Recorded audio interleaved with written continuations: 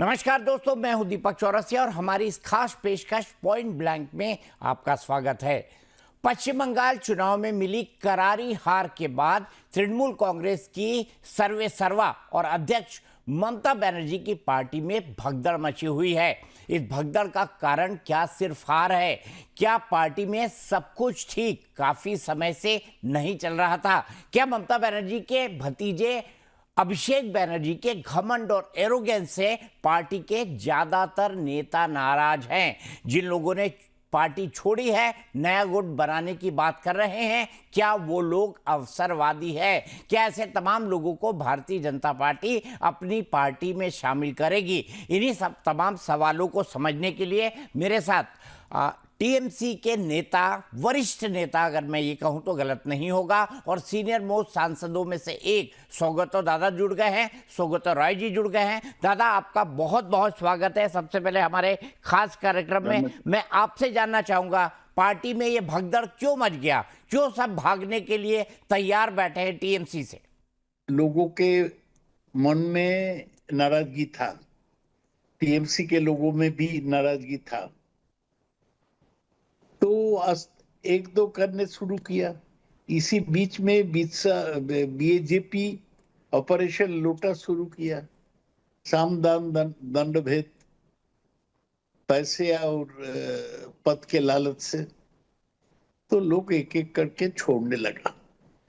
तो उनको संभालना जरूरी था। टीएमसी लीडरशिप वो संभाल नहीं पाए, तो ये संख्या बढ़ता गया। कुछ लोगों का पर्सनल रीजन था, कुछ लोगों का भविष्य का चिंता था। चुनाव में टीएमसी के खिलाफ एंटी इनकम्बेंसी था, हिंदू पोलराइजेशन था, और चुनाव के बाद बीजेपी अपना टेक्निक को चालू किया, इसी से भागदौड़ मच गया। नहीं, आपको लगता है इस सबके पीछे बीजेपी है? क्योंकि भारतीय जनता पार्टी के नेता ये क्लेम कर रहे हैं कि हम तो टीएमसी नहीं तोड़ रहे, टीएमसी तो अपने आप टूट रही है। जैसे पहले ऋतुव्रत बनर्जी के साथ लगभग 60 विधायकों का जाना, अब वो कह रहे हैं उनके साथ 64 है। तो ऐसे में ऋतुव्रत बनर्जी तो अपने आप टूटे ना। ऋतुव्रत बनर्जी को बीजेपी ने अप्रोच तो नहीं किया, और Ritabrata Banerjee leader of opposition बने हैं। ऋतुव्रत बनर्जी एक नया आदमी है, पहली बार विधानसभा में जीता। उसको अपने का इतना, वो पहले सीपीएम में भी था, उसको इतना शक्ति नहीं है कि वो पार्टी को तोड़ेगा। वो कुछ नाराजगी जाहिर किया और बीजेपी उसको उत्साह दिया।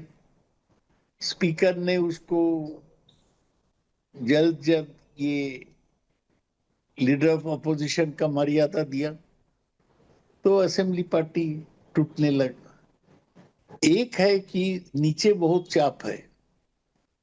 चुनाव नतीजा के बाद बीजेपी के लोग टीएमसी के जो कार्यकर्ता उस पर हमला कर रहे हैं, उसको पुलिस केस दे रहे हैं। ऊपर में बीजेपी का ऑपरेशन लोटस था। ऋतुव्रत तो एक नाम के नाम है उसको, वो शायद ये 64 लोग का नाम भी नहीं जानते हैं, वो तो नया है पार्टी में। तो यही चल रहा है।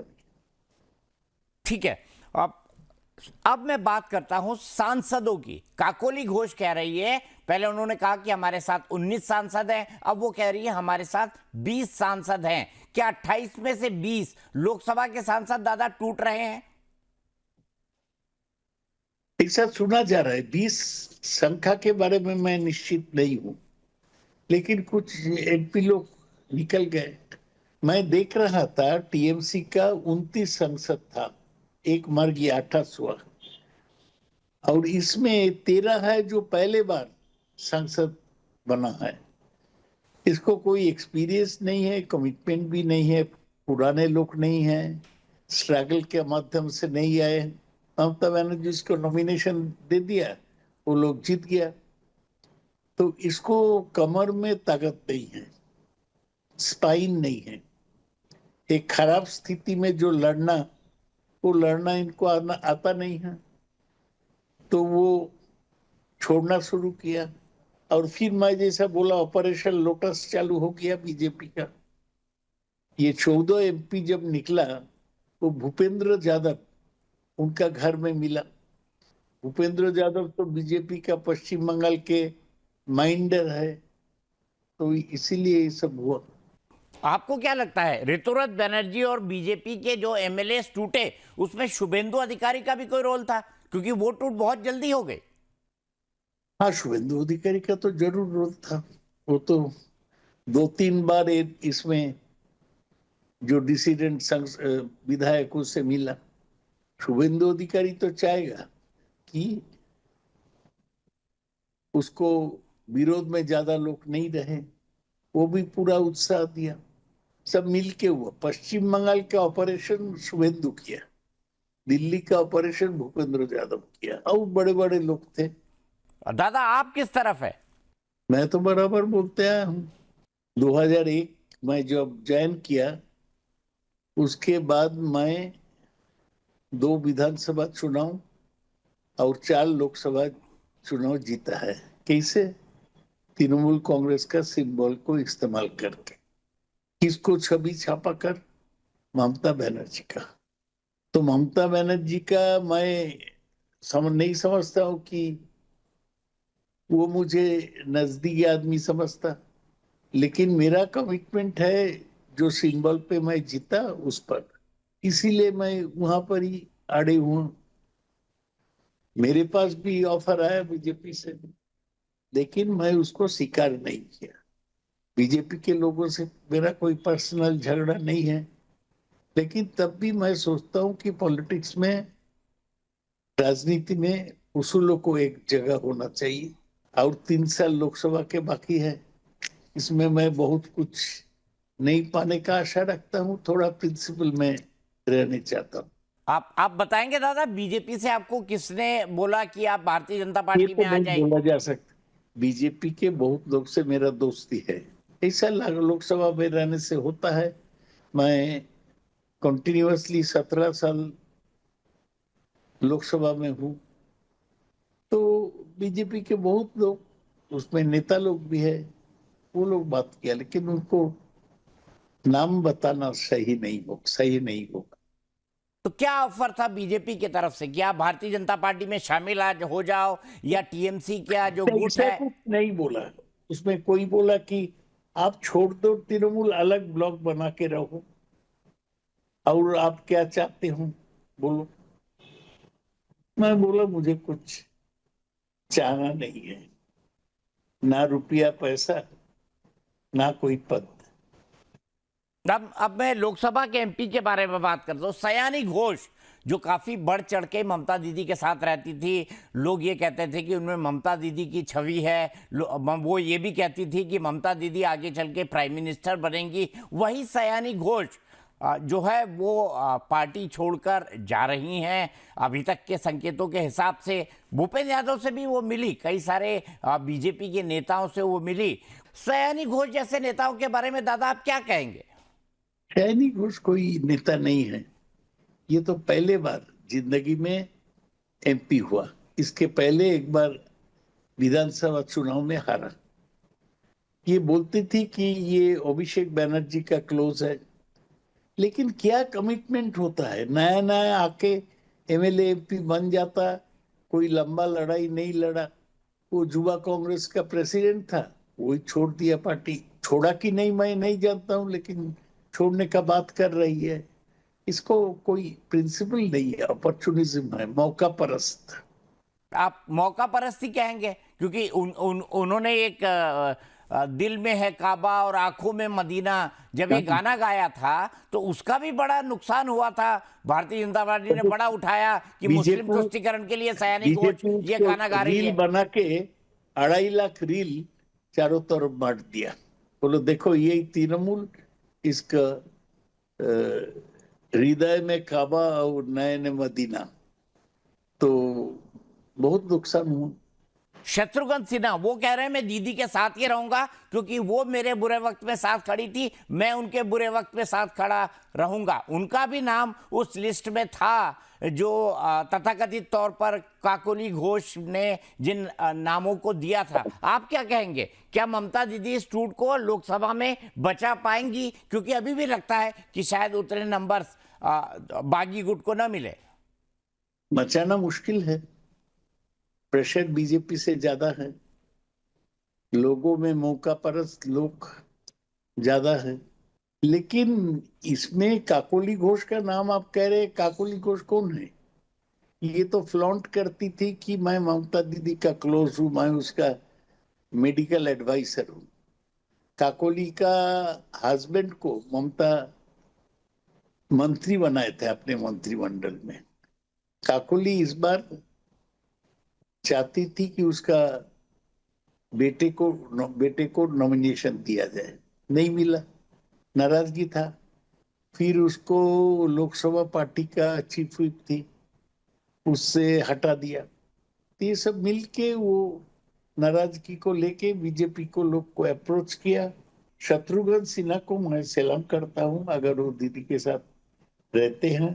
वो पुराने पॉलिटिशियन हैं, सेंट्रल मिनिस्टर भी थे, बहुत नामी स्टार थे, तो अगर रहते हैं तो बहुत अच्छा है।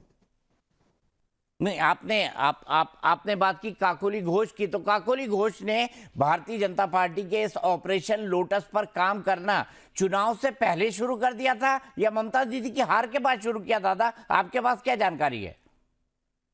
ममता दीदी के हार के बाद भी तो बहुत टाइम था, बाद में ही शुरू किया। पहले नहीं, चुनाव के पहले नहीं। पहले तो ममता दीदी का क्लोज था।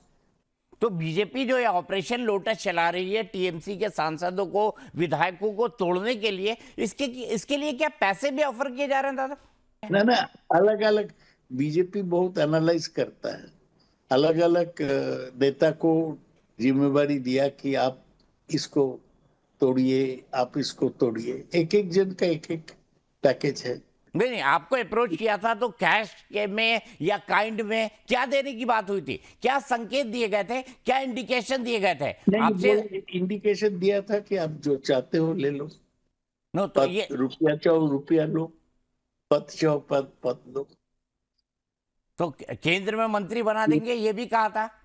ना ना, केंद्रीय मंत्री बनाना मुश्किल है, लेकिन बाकी सब रेडी था। राघव चड्डा को क्या मिला? राघव चड्डा गया आम आदमी पार्टी से, उसको कमेटी का चेयरमैन बना। रुपया कितना इंटरचेंज होता वो तो भाई बाहर में नहीं आता। तो राघव चड्डा रिसेंट एग्जाम्पल है।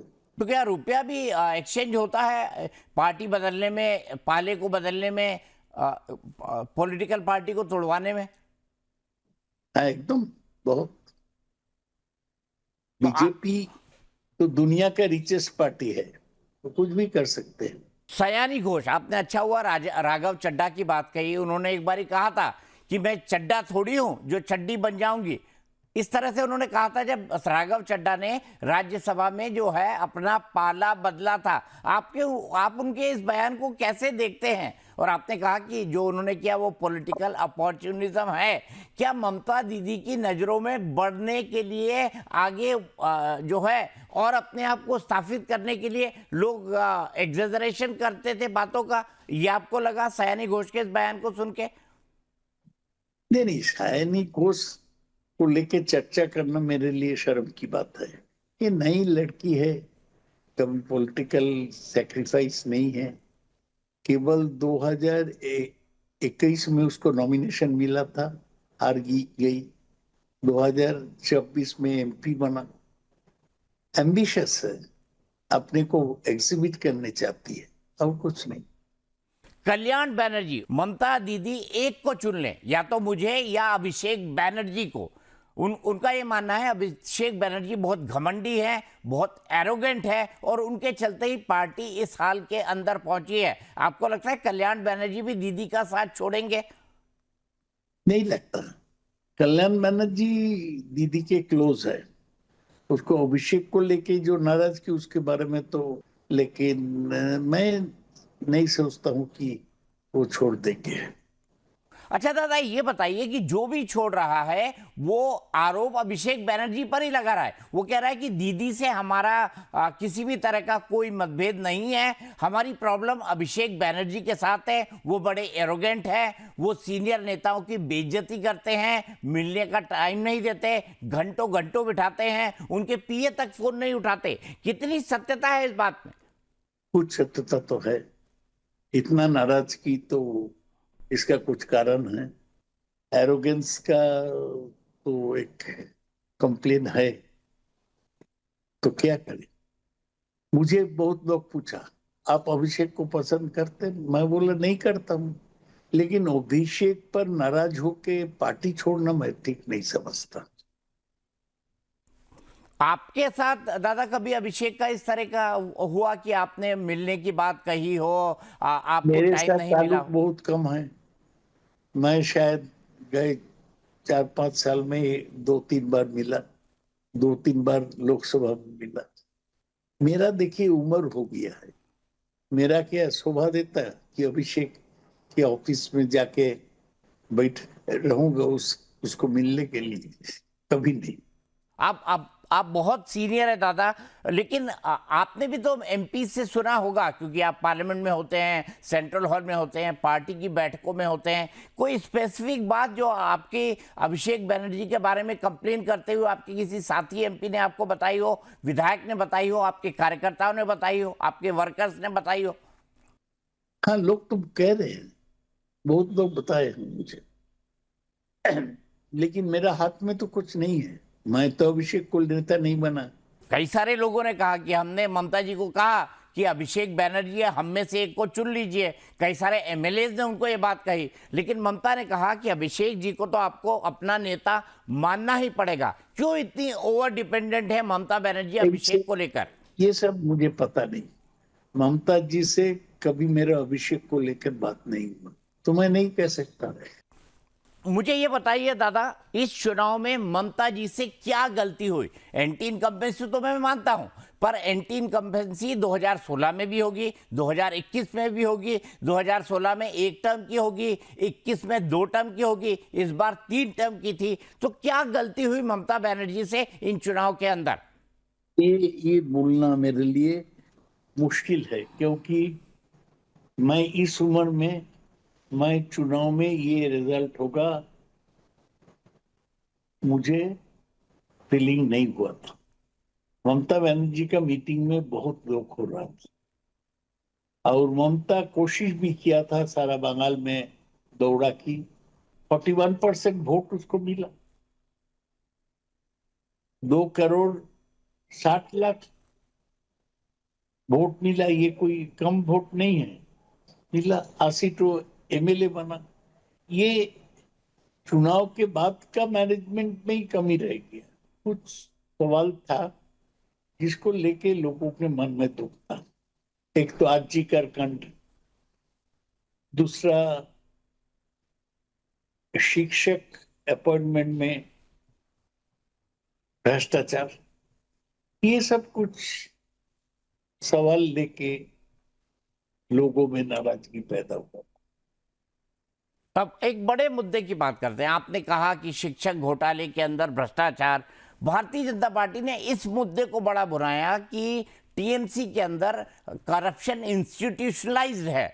अगर आपको कुछ भी करना है तो आपको टीएमसी के नेताओं को, उनके वर्कर्स को, छोटे से गांव के लेवल से लेकर कोलकाता जैसे महानगर तक कोई ना कोई रिश्वत खिलानी ही होगी। क्या टीएमसी में भ्रष्टाचार इंस्टीट्यूशनलाइज था दादा?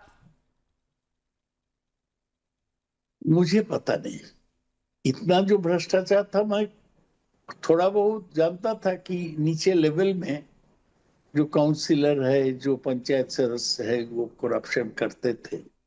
ऊपर में शिक्षा में भ्रष्टाचार तो मैं खुद देखा। तो अभी बीजेपी आया है, देखा जाए वो कितना सफेद सरकार चलाते हैं। लेकिन एक बात मैं आपको मैंने बताने चाहता हूँ साहब, आरएसएस ये हिंदू पोलराइजेशन करने में बहुत काम किया। घर घर जाके बोला आप लोग क्या चाहते हैं कि हम बांग्लादेश बन जाए, मुसलमानों को राष्ट्र बनाया जाए। ये बहुत इफेक्टिवली 1 साल से आरएसएस इस पर काम कर रहा था। ठीक है, आपने कहा आरएसएस का काम बहुत अच्छा था। हिंदू पोलराइजेशन में मैं आऊंगा दादा, लेकिन आपको लगता है कि टीएमसी पर जो भ्रष्टाचार के आरोप लगे उनमें कहीं ना कहीं सच्चाई थी और एक पश्चिम बंगाल में एक जनरल माहौल था कि हाँ टीएमसी अब करप्ट हो गई है? मैं मानता हूं ममता दीदी बिल्कुल करप्ट नहीं है, लेकिन पार्टी में करप्शन था, सरकार में करप्शन था।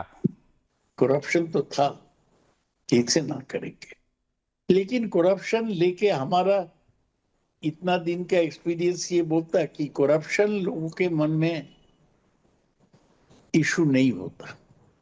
जयललिता का 300 पेयर जूते था, लेकिन फिर भी वो चुनाव जीतती थी। बहुत ही करप्ट लोग हमारा हिंदुस्तान में अलग अलग प्रांत में हुकूमत में आए। तो करप्शन इशू है, लेकिन डिसाइडिंग इशू नहीं है। क्या ये पैसा जो नीचे के लेवल पे लिया जाता था, जिसको आप सिंडिकेट चलाना कहते थे, जिसको आप कट मनी कहती थी भारतीय जनता पार्टी, या लोग कहते हैं कट मनी, तो क्या ये पैसा ऊपर तक भी आता था? ना, ममता बनर्जी को पंचायत में पैसा उठा के थोड़ी ममता बनर्जी को पहुंचाते, नहीं, ऐसी बात नहीं है। ये बड़े करप्शन का किसी का प्रमाण नहीं हुआ, लेकिन लोगों के मन में छवि आ गया।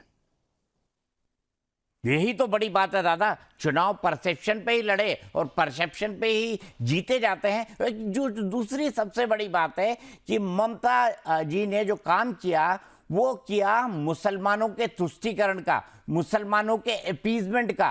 क्या आपको लगता है इसने ममता बनर्जी को बड़ा नुकसान किया? नहीं, नहीं, नहीं। देखिए, मुसलमान बंगाल में 30% है, तो बंगाल में कुछ डेवलपमेंट अब करने चाहते हैं तो ये 30% के लिए करने पड़ेगा। आप अगर साचार कमेटी का रिपोर्ट पढ़ेंगे तो देखेंगे कि बंगाल के मुसलमान सारा हिंदुस्तान में शिक्षा और नौकरी के बारे में सबसे पीछे है। अगर ममता इनके लिए काम किया, इसमें नुकसान किया है, वो सब लोग के लिए काम किया। वो पहले बार वो महिला के लिए लक्ष्मी भंडार किया, से 2 करोड़ से ज्यादा महिला को मौका मिला। काम सबके लिए किया, लेकिन बीजेपी का, आरएसएस का जो प्रचार प्रचार सबसे मजबूत था। ठीक है, मुझे ये बताइए दादा कि अब आगे टीएमसी को आप कहां जाते हुए देख रहे हैं? क्या पार्टी बचेगी? मेरे छब नजर में अभी स्पष्ट छवि नहीं है, क्योंकि तृणमूल कांग्रेस 1% पार्टी था ममता बनर्जी का। ममता बनर्जी को धक्का पहुंचा ये चुनाव में, लेकिन ममता का बड़ा गुण है वो स्ट्रीट फाइटर थी। अगर ममता फिर रास्ता में उतर सकती है, और जितना अत्याचार हो रहा है तृणमूल कांग्रेस के लोगों पर, उसको मारा जा रहा है, उसको ऑफिस बंद किया जा रहा है, घर तोड़ दिया जा रहा है, तब तृणमूल कैन बाउंस बैक। और ये काम में अगर कांग्रेस को भी शामिल करती तो बाउंस बैक और जल्दी हो सकता। यही देखना है वो कर सकती है कि नहीं। मुझे अब ये समझाइए, क्या ममता बनर्जी को आने वाले समय के लिए अभिषेक बनर्जी अपने भतीजे से दूरी बना लेनी चाहिए? क्योंकि जो भी कंप्लेन है वो उन्हीं के खिलाफ आ रही हैं। चुनाव में किसी के खिलाफ आप नैरेटिव तैयार करेंगे तो एक आदमी को चूज करते हैं। 77 में इंदिरा गांधी जब हारी, तब संजय गांधी उसके कोट था। इस बार भी अभिषेक को बना जा रहा है। सामूहिक परसेप्शन के ऊपर हार जीत होता है, और ये सामूहिक परसेप्शन ममता के खिलाफ चला गया। ठीक है दादा, क्या ममता बनर्जी को अभिषेक बनर्जी से दूरी बनानी चाहिए? क्योंकि उनकी इतनी सारी शिकायत आई कि वो जो भी अब करते वो थे सब आईपैक के थ्रू करते थे।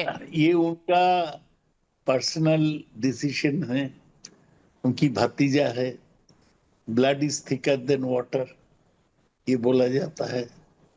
लेकिन मैं समझता हूं कि अगर ये करते हैं, if she can distance herself from Abhishek, it will give her A political advantage.